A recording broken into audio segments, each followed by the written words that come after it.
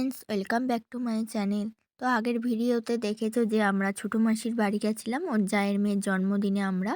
আমি দুটো ভিডিও ছেড়েছি, তোমরা আমার চ্যানেলে গিয়ে দেখে আসতে পারো। যারা এখন আমার চ্যানেলটা সাবস্ক্রাইব করোনি তারা প্লিজ সাবস্ক্রাইব করে দাও। এটা রাত্রির হয়ে গেছে, আমরা এবার বাড়ি ফিরবো, তাই মাসি, বাবা, মা, বোন খেতে বসে পড়েছে।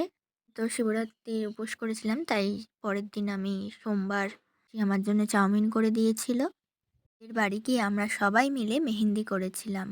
যে ননদ তার মেয়ে এত সুন্দর সবাইকে 10 মিনিটে মেহেন্দি করে দিয়েছে, কি বলবো। দেখে বলো কেমন হয়েছে। তো দিদিয়াকে ট্রেন দেখতে বলা হয়েছে। দিদিয়া দেখছে, এখন বাজে 11:23। দিদিয়া দেখছে 10:23-এর 10:23-এর ট্রেন দেখে বলছে 10:27-এর ট্রেন। বলছে 10:27-এর ট্রেন আমি পাবো না, আমার 10টা কাল বাজে। আর আমি পুরো ট্রেন ঘুমিয়েছি, আমি ভেবেছি সত্যি 10টা বাজে। তারপরে ওই সামনে ওই যে লালটা দেখে আমি 11:23। আবার এখন বাজে হচ্ছে 11:25। আবার ট্রেন কটায় জানো? সেই 11:52 না, 11:52।